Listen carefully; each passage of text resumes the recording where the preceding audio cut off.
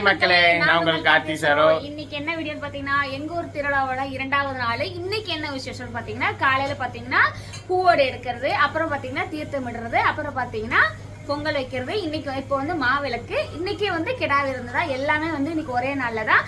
இப்போ வந்து நாங்க மாவிளக்கு இருக்கிறதுக்காக கிளம்பிட்டோம். எங்களோட சேனலை ஃபர்ஸ்ட் டைம் பாக்குறாங்க, சப்ஸ்கிரைப் பண்ணி வச்சுக்கோங்க. அப்படியே பக்கத்துல இருக்கிற பெல் ஐகானை கிளிக் பண்ணிக்கோங்க. இப்போ வாங்க வீடியோக்குள்ள போலாம். மறக்காம நம்ம ஊர் திருவிழா வீடியோ பாருங்க. கண்டிப்பா இதுல ஒரு விஷயம் இருக்கு, பார்த்துட்டு கமெண்ட் பண்ணுங்க.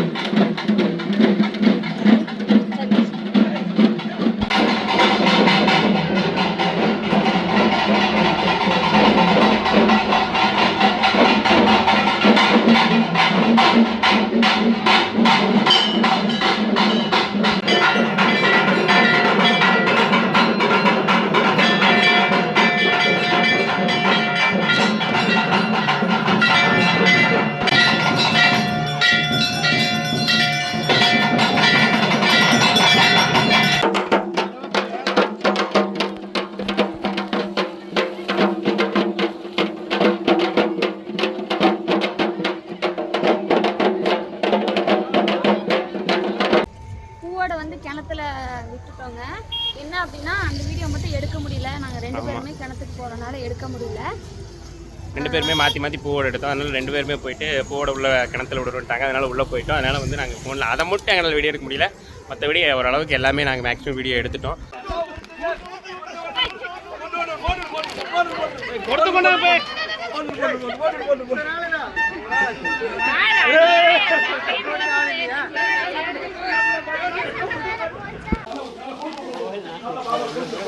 அவ்வளோ நல்லா வலிச்சு விட்டாச்சு.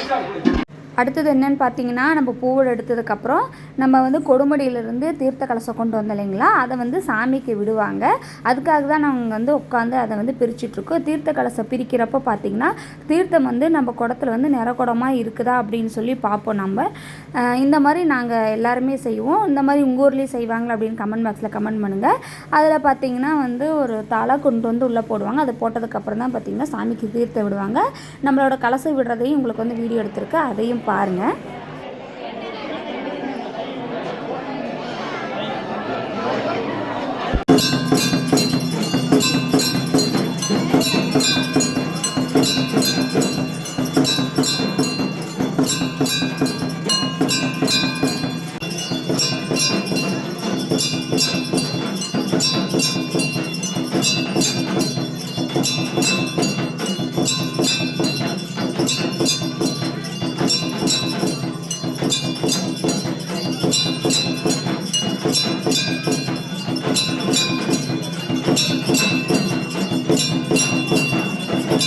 தீர்த்தம் செலுத்துறதுக்கப்புறம் நம்ம வந்து வீட்டுக்கு சாப்பிட்டு கிளம்பிட்டோம். அதுக்கப்புறம் பார்த்திங்கன்னா பொங்கல் வைக்கிறதுக்காக எல்லாமே ரெடி பண்ணி கொண்டு வந்துட்டோம். நம்ம 3 குடும்பம் சேர்ந்து தான் வச்சிட்ருக்குறோம் பொங்கல். எனக்கு பொங்கல் வந்து அந்த அளவுக்கு வைக்க தெரியாது.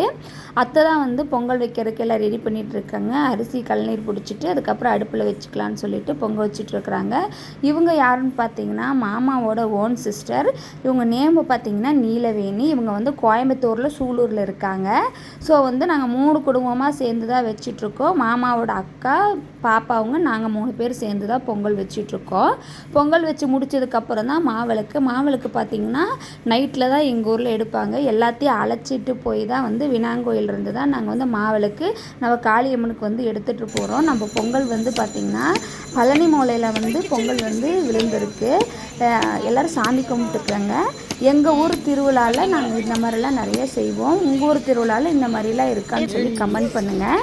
நானும் பொங்கல் அரிசி போடுறேன்னு சொல்லிவிட்டு நானும் பொங்கலுக்கு அரிசி போட்டுட்ருக்கேன். சாமி கும்பிட்டுட்டு நம்ம சாமிக்காக வைக்கிறது வந்து நம்ம வேண்டி மன திருப்தியோடு நம்ம செஞ்சோம்னா நம்மளுக்கு எல்லாமே பார்த்திங்கன்னா நல்லதாக நடக்கும். மன கஷ்டத்தோடு நம்ம சாமி கும்பிடவே கூடாது. எப்போவுமே வந்து நம்மளுக்கு என்ன கஷ்டம் இருந்தாலுமே வந்து சாமிக்கிட்ட போய் அழுகக்கூடாது. சாமிக்கிட்ட வந்து நம்ம வந்து எனக்கு இந்த கஷ்டத்தை தீர்த்து கொடு சாமின்னு சொல்லி நமக்கு வேண்டணும். அழுதுட்டு மட்டும் சாமிக்கிட்ட நம்ம எப்போவுமே வேண்டவே கூடாது. பொங்கல் வச்சு முடிச்சுட்டு வீட்டுக்கு போயிட்டு கொஞ்சம் நேரம் ரெஸ்ட் எடுத்து ரெஃப்ரெஷ் ஆகி மாவிளக்கு செய்கிறதுக்கான எல்லாமே ரெடி பண்ணி மாவிளக்கும் எடுத்துகிட்டு வந்துட்டோம். மாவிளக்கு செய்கிறது வந்து என்னால் வீடியோ எடுக்க முடியல. ஸோ வந்து மாவிளக்கு எடுத்துகிட்டு வரதை விட வீடியோ எடுத்துருக்குறேன் பாருங்கள்.